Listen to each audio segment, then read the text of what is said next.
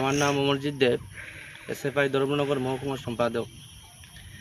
গতকাল রাতে কিছু দুষ্কৃতিকারীরা আমার আড়াইকানি জায়গার আলি বীজটা নষ্ট করে দেয়।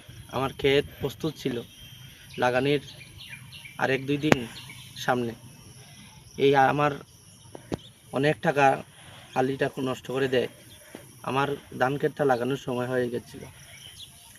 এর আগেও আমার মুখী ক্ষেত নষ্ট করে, আগর বাগান 300 আগর গাছ কেটে ধ্বংস করে। এই ধ্বংসলীলা চালায় বারবার। এই ধ্বংসলীলার তীব্র প্রতিবাদ এবং ধিক্কার নিন্দা জানাই।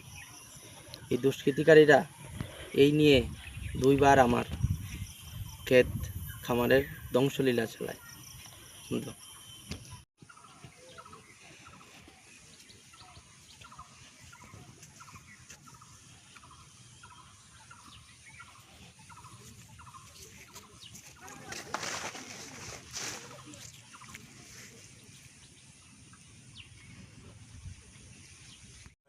দেখছি না